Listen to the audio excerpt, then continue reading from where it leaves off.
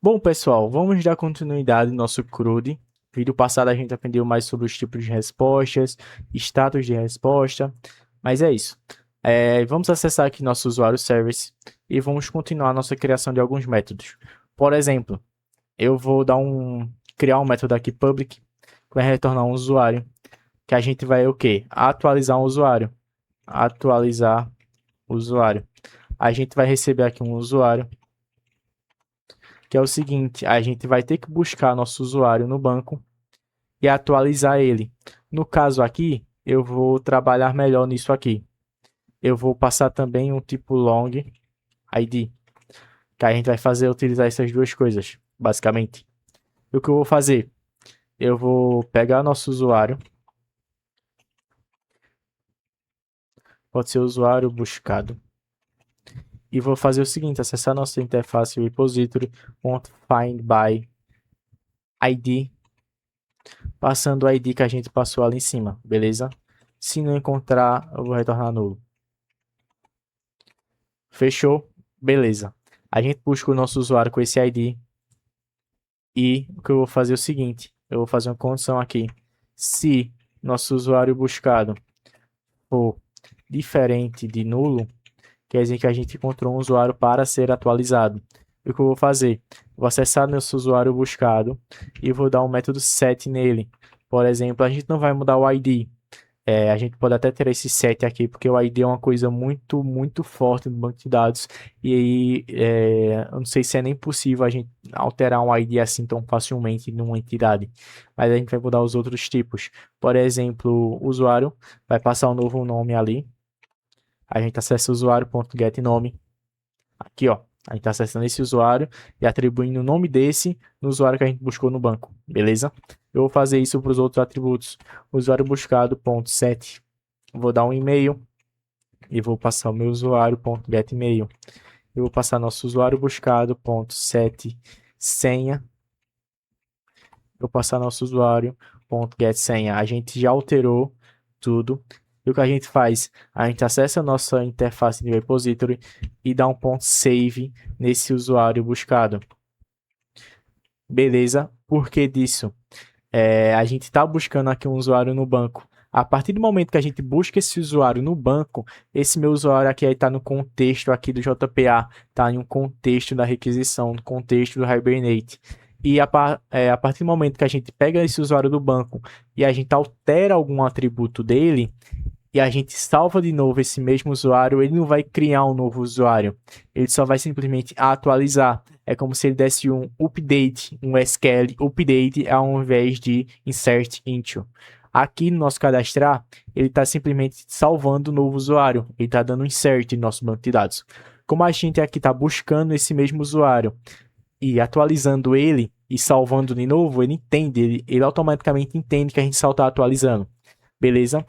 Se ele não encontrar um usuário com esse ID, eu vou pedir para ele retornar nulo, igual a gente está fazendo na nossa validação lá no controle. Beleza? E aqui sim eu tinha esquecido, a gente tem que retornar esse usuário buscado. Pronto, nosso métodozinho aqui está funcionando atualizar o usuário. Vamos aproveitar e dar continuidade à criação. A gente vai testar os dois no final. Para finalizar nosso CRUD, que é simplesmente a gente criar um método para a gente deletar um usuário. Esse meu método de deletar o usuário, como a gente vai deletar um usuário, ele não vai mais existir, eu não posso retornar ele, porque não faz nem sentido. Então eu vou dar um void, não vai retornar nada. Eu vou chamar o nome de deletar usuário. O que a gente vai retornar, como a gente vai deletar esse usuário? Simplesmente passando o long ID, que a gente vai também acessar esse mesmo, até copiar e jogar para cá. Acessar nosso usuário repository, find by ID, se não retornar, retorna nulo. Se não encontrar, retorna nulo. E o que a gente vai fazer? A gente vai verificar se o meu usuário buscado for diferente de nulo, quer dizer que a gente encontrou o usuário. O que eu vou fazer?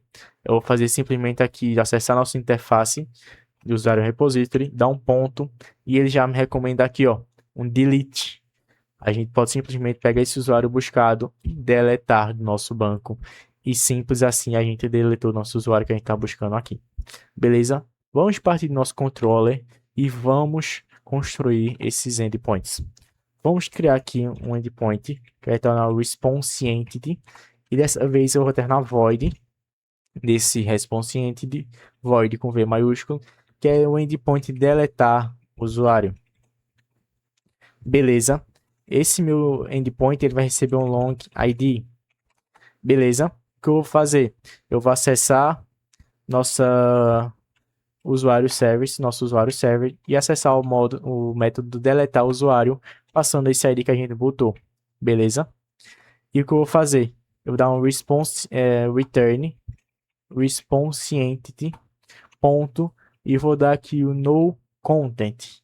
Ou seja, não existe, não contém algum tipo de resposta para esse meu endpoint. Ele vai retornar vazio. A gente dá o ponto build só para construir esse response entity. Beleza? E agora a gente tem que mapear para o nosso método, para o nosso verbo HTTP, que é o verbo delete mapping. E eu vou deixar ele sem nada. A gente está acessando o delete, passando barra usuário, já vai cair nesse método. E eu vou botar o seguinte, em barra, e vou passar aquele mesmo macete do ID entre chaves, que é o seguinte, a gente realiza aqui uma anotaçãozinha chamada path variable, que é variável de caminho, variável aqui do path, né, que a gente chama path, e vai atribuir esse ID, beleza? Esses nomes aqui tem que estarem batendo.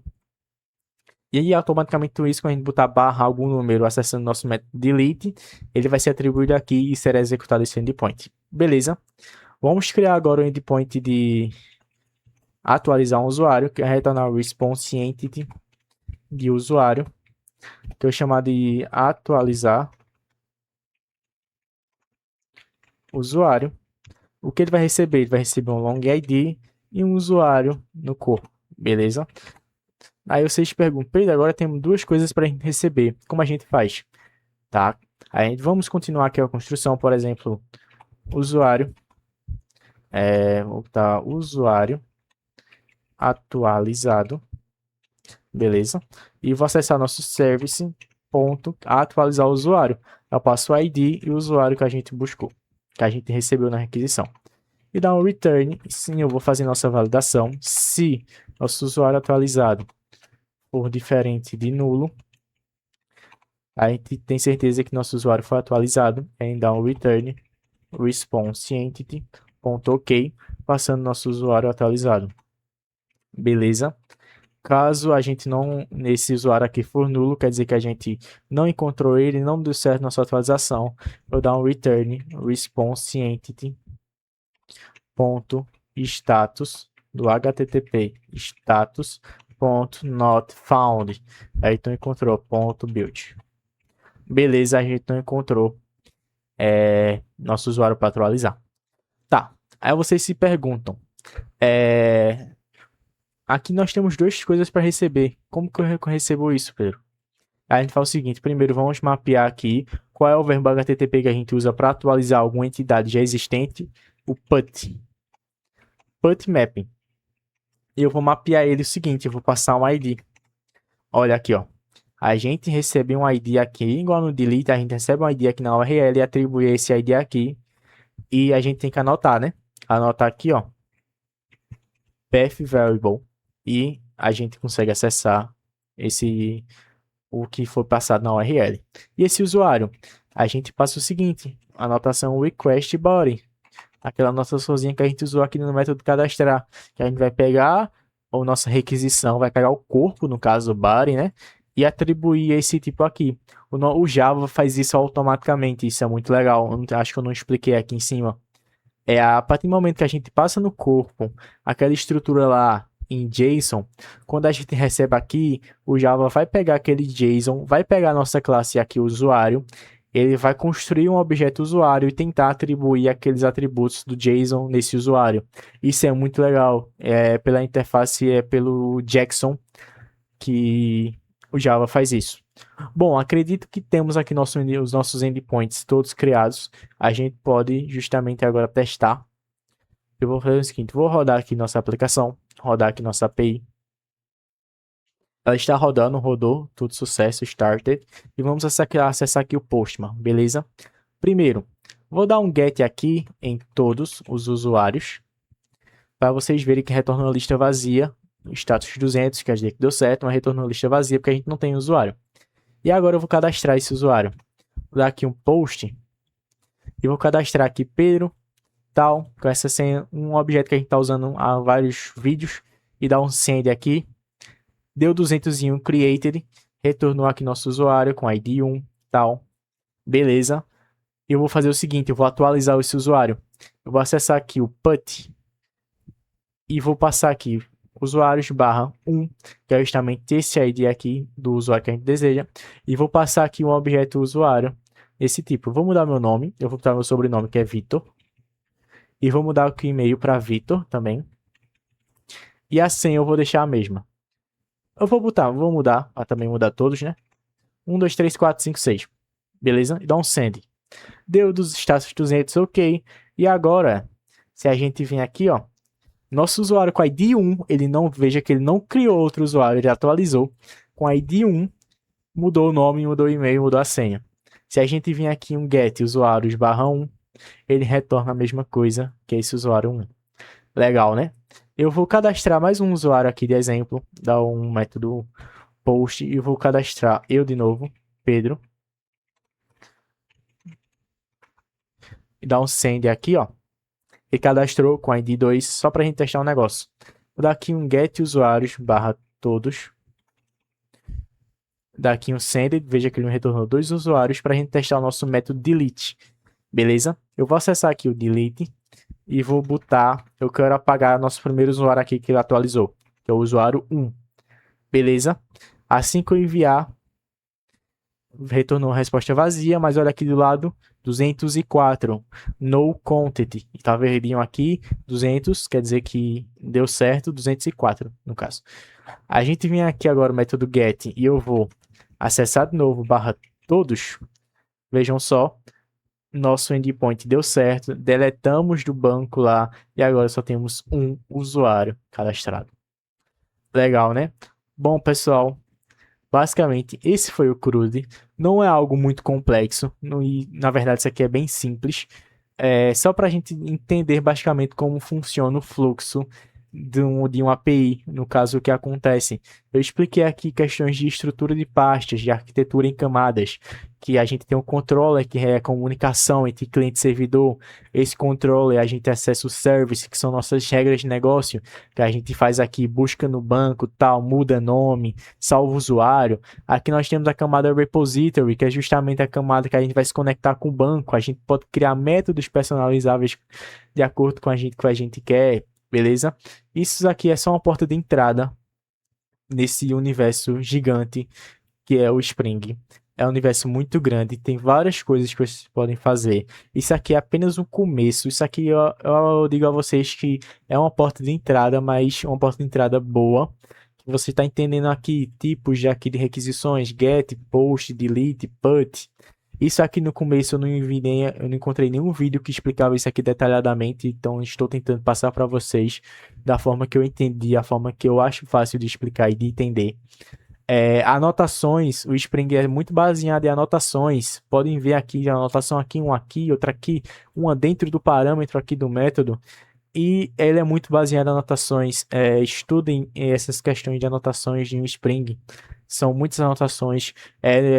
E no final do curso eu vou deixar um PDFzinho para vocês acessarem o que cada anotação dessa que a gente utilizou nesse curso, o que cada anotação faz, beleza? Para ajudar vocês.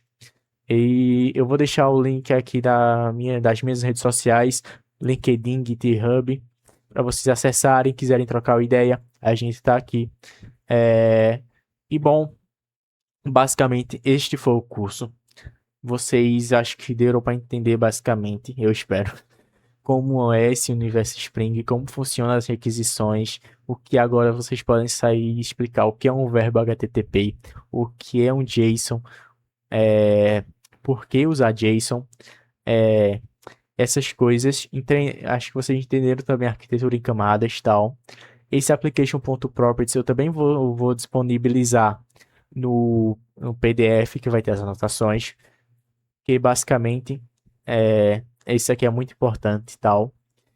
E aconselho vocês também pesquisarem pedirem para algum IA explicar para vocês o que cada uma dessas coisas faz, para vocês entenderem melhor, beleza? Bom, pessoal, acho que esse foi o curso. Eu espero que tenham gostado. Se gostou, já deixa o like aí embaixo, já compartilha se puder. Eu sou estudante de análise e desenvolvimento de sistemas na Unasal de Caruaru, Pernambuco. Estou gravando esse vídeo aqui para vocês e eu vou mandar para os meus amigos também que provavelmente eu acho que vão assistir esse curso, que nosso período nessa faculdade vamos trabalhar justamente com back-end e Spring. Dá um salve aí para Tiago, para o meu amigo Henrique, vulgo Gago, meu amigo Matheus, Raul, Mikael, Misael também, a Jean, tem o Vitor, Laedson também. Eu acho que eu não esqueci de algum, se eu esqueci, me desculpe. Mas eu espero que tenha ajudado vocês de fundo do coração. Eu entendo a dificuldade quem começa a estudar e sei o quão difícil é a gente encontrar algo que seja bem explicativo e seja atualizado para a gente poder aprender. Então é isso, pessoal. Se gostou, novamente, deixa o like, segue o canal. E se vocês quiserem, deixar aí nos comentários a evolução dessa API, porque ela aqui está bem simples, ela não tem validação, ela não tem quase nada assim de estruturamento, seja algo mais profissional. Aqui está bem simples. Então deixa aí nos comentários se vocês querem que eu, no caso, evolua essa API e traga ela mais uma API mais robusta, com as validações melhores. Essa validação aqui, ela, por exemplo, ela não é usada no dia a dia, é outro tipo de validação. No caso, é o tratamento de exceções. Então é isso, pessoal. Muito obrigado por ter acompanhado até aqui. E é isso. Até o próximo vídeo, até o próximo curso. Valeu, falou.